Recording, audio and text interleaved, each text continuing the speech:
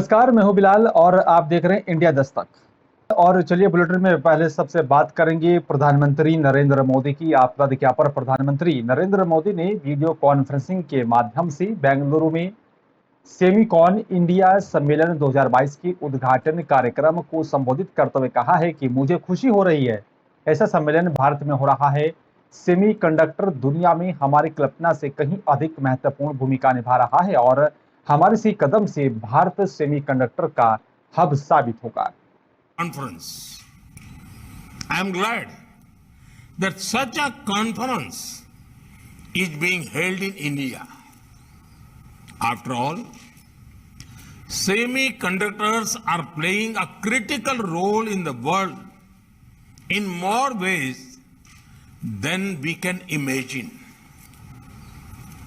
It is our collective aim to establish India as one of the key partners in global semiconductor supply chains. और चलिए बात दिल्ली की करेंगे। आपको बता दें कि यहाँ पर दिल्ली में भीषण गर्मी ने बृहस्पतिवार को अप्रैल महीने में यहाँ पर नया रिकॉर्ड बना दिया है। लू और साथ ही तपती गर्मी के बीच पारा 43.5 डिग्री सेल्सियस तक पहुंचा, जो कि बीते 52 सालों में दूसरी बार सबसे अधिक गर्म रहा। सबसे पहले 1969 से 2022 के बीच 18 अप्रैल 2010 को 43.7 डिग्री सेल्सियस पारा पहुंचने का रिकॉर्ड है। विभाग ने येलो अलर्ट चेतावनी जारी करते हुए अगले 3 से 4 दिनों तक भीषण गर्मी पड़ने की संभावना जताई है। हालांकि शुक्रवार की शाम को आंधी तूफान आने से गर्मी से हल्की राहत मिल सकती है। मौसम विभाग के मुताबिक बृहस्पतिवार को अधिकतम तापमान सामान्य से 5 डिग्री अधिक रहा है। न्यूनतम तापमान सामान्य से एक कम यानी का 23 डिग्री सेल्सियस रहा। दिन भर तेज धूप निकली रही और जिसके चलते लोगों को परेशानियों का सामना करना पड़ रहा है।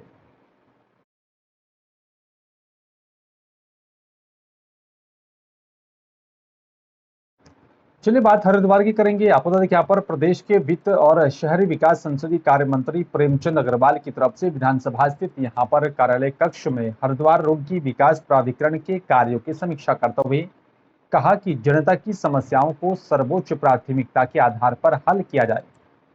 उन्होंने कहा है कि जनता की परेशानियों को दूर करने के लिए सुनियोजित विकास किया जाए, पारदर्शिता पर भी ध्यान दिया जाए, राजस्व आय में यहाँ पर वृद्धि की जाए। और बैठक में यहाँ पर मंत्री ने यहाँ पर विकास प्राधिकरण की गतिविधियों की यहाँ पर विस्तार से चर्चा करते हुए कहा है कि समय पर नक्शा पास किया जाए, आवासीय और साथ ही व्यवसायी श्रेणी में यहाँ पर निर्धारित अवधि के भीतर ही नक्शा पास किया जाए, जिसके चलते लोगों को परेशानियां ना उठानी पड़े।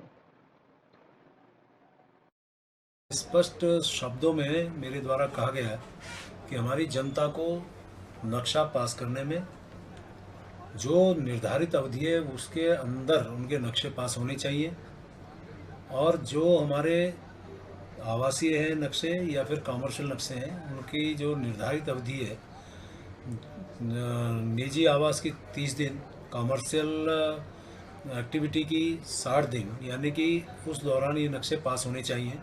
हम जनता की सुविधा के लिए हैं तो प्राधिकरण भी जनता की सुविधा के लिए बने। और दिल्ली एनसीआर के साथ ही देश में एक बार फिर से कोरोना की रफ्तार बढ़ रही है। कोरोना ने यहाँ पर लोगों की जिंदगियों में एक बार फिर से पाबंदियां लगा दी हैं। अगर बात करें धर्मनगरी हरिद्वार की, तो यहाँ पर भी लोग लापरवाही से बिना मास्क लगाए गंगा घाटों पर घूम रहे थे और यहाँ पर अधिकतर लोगों के बिना मास्क के नजर आए।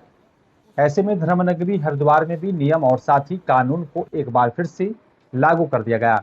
आसपास के जिलों में कोरोना संक्रमण बढ़ने की यहाँ पर दर को देखते हुए हरिद्वार के यहाँ पर जिलाधिकारी विनय शंकर पांडे ने आदेश जारी किया और कहा कि शहर में बिना मास्क निकलने वालों से 500 रुपए का जुर्माना वसूला जाए। स्वास्थ्य विभाग की रिपोर्ट के मुताबिक जिला प्रशासन भी यहाँ पर अलर्ट पर है और साथ ही जिलाधिकारी ने सभी उप जिलाधिकारियों को भी पुलिस प्रशासनिक अधिकारियों को आदेश जारी कर दिया है। यात्रा आपको पता ही है कि नेक्स्ट मंथ से हमारी चारधाम की यात्रा शुरू हो रही है और हरिद्वार को चारधाम यात्रा का प्रवेश द्वार कहा जाता है। जो भी हमारे तीर्थयात्री देश विदेश से आते हैं वो हरिद्वार में आकर हरि की पैड़ी पर मां गंगा स्नान करके इसके बाद वो अपनी यात्रा की आगे प्रस्थान करते हैं। पिछले कुछ दिनों से देखा गया था कि कुंभ के उपरांत यहाँ के रोडी बेल वाला क्षेत्र में या हरि की पैड़ी के आसपास काफ़ी अवैध ढंग से लोग आ गए थे यहाँ और अपने ठेले और तरह तरह के तंबू कनात लगा के यहाँ रह रहे थे। तो प्रशासन ने यह निर्णय लिया कि नगर निगम, पुलिस और डिस्ट्रिक्ट एडमिनिस्ट्रेशन की एक ज्वाइंट टीम इन सभी को चिन्हित करके इनको हटाने का काम शुरू कर दिया है और आज काफ़ी व्यापक पैमाने पर अतिक्रमण हटाने का अभियान चलाया गया है। और इसके बात खानपुर की करेंगे। आपको बता दें कि यहाँ पर बुग्गावाला के खानपुर रेंज से जो है पूरा मामला है, जहाँ पर बढ़ती गर्मी के तापमान के कारण आग जंगलों को जलाकर राख कर रही है। देवभूमि उत्तराखंड के यहाँ पर पहाड़ी वादियों में बढ़ती हुई गर्मी के तापमान से जंगल आग से जूझ रहे हैं और वहीं एक तरफ वन्य जीव के लिए भी यहाँ पर खतरा मंडराने लगा है। वहीं खबर जनपद हरिद्वार के वन प्रभाग हरिद्वार की है, खानपुर रेंज से। आपको बता दें कि यहाँ पर खानपुर रेंज वन क्षेत्र अधिकारी राम सिंह खानपुर रेंज के वन क्षेत्रों में यहाँ पर वन्य जीवों को उनके लिए यहाँ पर क्षेत्र में वाटर हॉल बनवा रहे हैं ताकि टैंकरों से वहां पर पानी डाला जाए। और वहीं खानपुर रेंज के भी यहाँ पर वन क्षेत्रों में किए गए यहाँ पर प्लांटेशनों में भी यहाँ पर लगे पेड़ पौधों की भी यहाँ पर सिंचाई करने का काम टैंकरों के माध्यम से किया जा रहा है। इस संबंध में मैं वन क्षेत्र अधिकारी खानपुर आपके चैनल के माध्यम से आम जन को भी ये अवगत कराना चाहता हूँ कि हमारे वन क्षेत्र में 15 फरवरी से 15 जून तक वन अग्निकाल रहता है और वन अग्निकाल में तापमान बढ़ता है, जिससे इस तरह की घटनाएं होने की प्रबल संभावनाएं रहती हैं। और पिछले 6 महीने का वेतन और खाद्य सामग्री नहीं मिलने से गुस्साए वन श्रमिकों ने एक दूसरे दिन यहाँ पर विभागीय कार्यालय पर डटे रहे। उन्होंने यहाँ पर मांगे पूरी ना होने पर अनिश्चितकालीन अनशन पर जाने की भी चेतावनी दी है। कालागढ़ टाइगर रिजर्व में यहाँ पर मंदाल रेंज मोहान में यहाँ पर अस्थायी दैनिक के रूप में यहाँ पर वन श्रमिक कार्यरत थे और साथ ही वन श्रमिकों ने कालागढ़ टाइगर रिजर्व वन क्षेत्राधिकारी मोहान कार्यालय के बाहर कार्य बहिष्कार कर धरना प्रदर्शन किया। कर्मचारियों का कहना है कि हमें अक्टूबर 2021 से वेतन खाद्य सामग्री नहीं मिली है। वन श्रमिकों का कहना है कि हमने यहाँ पर वन विभाग के कालागढ़ टाइगर रिजर्व डीएफओ से भी बात की है। डीएफओ की तरफ से हमें 1 सप्ताह के अंतर्गत वेतन भुगतान खाद्य सामग्री की व्यवस्था का आश्वासन दिया। ऐसे में यहाँ पर कर्मचारी आर्थिक संकट से जूझ रहे हैं। माह से हमें न तो वेतन मिला है और लगभग 2 वर्ष से राशन नहीं मिला है, जबकि हमने श्रमिकों द्वारा विगत 16/4/22 को रेंज कार्यालय में हमारे प्रभाग वन अधिकारी आए थे, उनको अवगत कराया था, लेकिन उन्होंने तब भी हमारी नहीं सुनी। फिर दोबारा हम 25/4/2022 को कोटद्वार में प्रभागी वन अधिकारी महोदय के सामने फिर गए, जिससे कि उन्होंने हमारे को 7 दिन का समय दिया है और उस 7 दिन का समय हमारा 2 तारीख को पूरा हो रहा है। ना हमें राशन मिल रहा है, ना हमें वेतन मिला है 7 माह से। एक कालागढ़ टाइगर रिजर्व वन प्रभाग लाइस्टोन के मंदाल रेंज के में कार्यरत हैं और इनका आज कार्य बहिष्कार का दूसरा दिन है। कल 27 तारीख को ये लोग यहाँ पे आए थे और अपने कार्य बहिष्कार की सूचना लेकर के संघ के आह्वान पर इनके अपनी जो मुख्यतः 2 मांगे हैं। एक तो इनको पारिश्रमिक का भुगतान नहीं हो पाया है, जैसे कि उन्होंने बताया कि हमको 5 महीने से किसी प्रकार का पारिश्रमिक का भुगतान नहीं हो पाया, नहीं मतलब राशन दिया जा रहा है विभाग की तरफ से। तो इसके लिए इन्होंने कार्यकारिणी गठन करके जो भी उच्चाधिकारियों को संज्ञान दिलाते हुए अपनी मांगों को रखा था। उस फरवरी महीने में मुंबई के एक बड़े बिल्डर की हत्या को अंजाम देने के बाद फरार चल रही कुख्यात सुपारी किलर गिरोह की सक्रिय सदस्य को आखिरकार मुंबई क्राइम ब्रांच ने एसओजी हरिद्वार की मदद से रात रेलवे फाटक ज्वालापुर के पास से धर दबोचा। मुंबई क्राइम ब्रांच ने यहां पर पकड़े गए आरोपी की ट्रांजिट रिमांड कोर्ट में यहां पर मांगी है और साथ ही 26 फरवरी को यहां पर बिल्डर की हत्या की गई थी। हरिद्वार धर्मनगरी होने के साथ साथ ही अब अपराधियों की यहाँ पर शरणस्थली बनती जा रही है। इस बात का खुलासा उस समय हुआ जब मुंबई से आई विशेष क्राइम ब्रांच की टीम ने यहाँ पर एसओजी पुलिस की मदद से कनखल जगजीतपुर में काफी दिनों से रह रहे कुख्यात हत्यारे अर्जुन पुत्र राजेंद्र चौधरी निवासी चांदपुर रोड बुलंदशहर को रेलवे फाटक ज्वालापुर से धर दबोचा। ड्रोन आज मुंबई की क्राइम ब्रांच पुलिस और एसओजी हरिद्वार के कंबाइंड ऑपरेशन में एक अभियुक्त की गिरफ्तारी की गई है, जिनका नाम अर्जुन पुत्र राजेंद्र सिंह है ये मूलतः बुलंदशहर के रहने वाले हैं। इन पर एक हत्या का आरोप है, जिसके संबंध में एक मुकदमा बॉम्बे में दर्ज है और ये जगदीशपुर क्षेत्र में निवास कर रहे थे। इनको अरेस्ट किया गया है और ट्रांजिट रिमांड के लिए पेश किया जाएगा माननीय न्यायालय में, और उसके बाद जो भी पूछताछ के दौरान तथ्य प्रकाश में आते हैं उसके आधार पर अग्रिम विधिक कार्रवाई की जाएगी। स्टाइपेंड बढ़ाने की मांग को लेकर तालाबंदी कर रहे ऋषिकुल आयुर्वेदिक कॉलेज के छात्राओं ने यहां पर ऋषिकुल आयुर्वेदिक मेडिकल कॉलेज से रानीपुर रोड मोड़ तक कैंडल मार्च निकाला, जिसमें छात्र छात्राओं ने प्रदेश सरकार के खिलाफ जमकर नारेबाजी की। पुष्कर सिंह धामी को हरिद्वार से संदेश भेजने का भी कार्य किया जा रहा है। आंदोलनकारी पूजा ने कहा है, हमारी सिर्फ 1.5 साल से एक ही मांग है कि यहाँ पर हमारे स्टाइपेंड को भी यहाँ पर 7,500 से बढ़ाकर 17,000 कर दिया जाए, लेकिन ना तो यहाँ पर प्रदेश सरकार हमारी सुन रही है और ना ही विश्वविद्यालय प्रशासन की इस पर कोई फैसला लेने को तैयार है। सिर्फ हमें पूरा आश्वासन दिया जा रहा है, लिखित में कोई भी यहाँ पर जो है देने को तैयार नहीं है, और यही कारण है कि यहाँ पर हमने अब ये फैसला लिया है कि ये हड़ताल अब लंबी चलेगी और जब तक हमारी मांगे पूरी नहीं होती तब तक हम ऐसे ही डटे रहेंगे।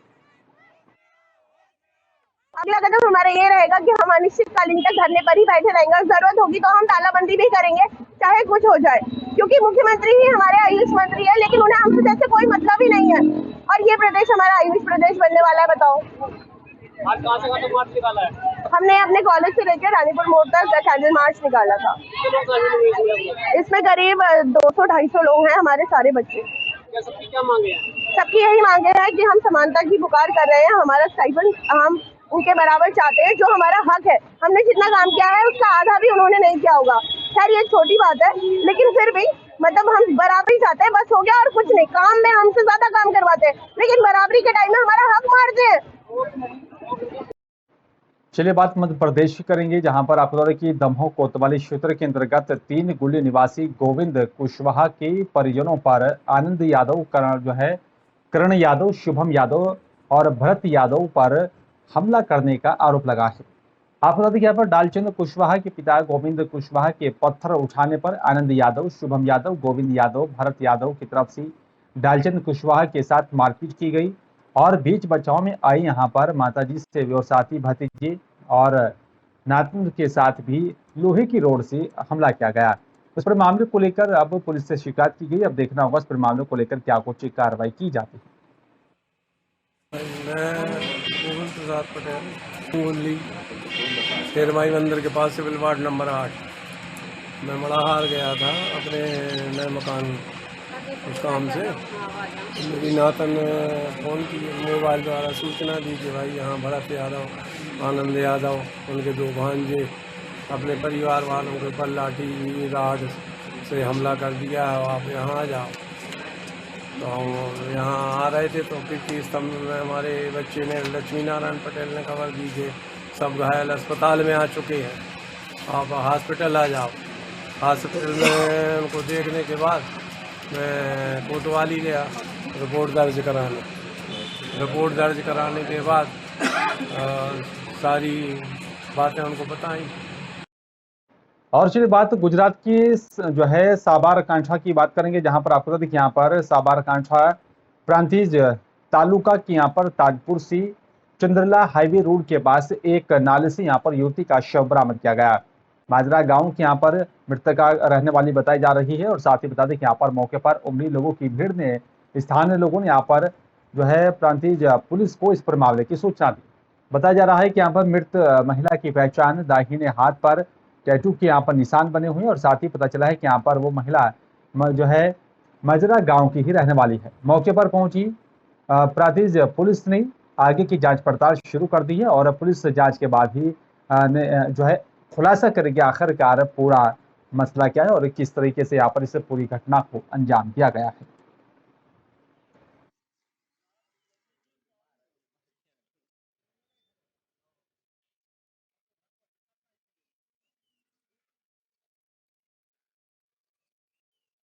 और फिलहाल इस बुलेटिन में मेरे साथ सिर्फ इतना। बाकी देश दुनिया की तमाम बड़ी खबरों के लिए आप देखते रहिए इंडिया दस्तक। नमस्कार।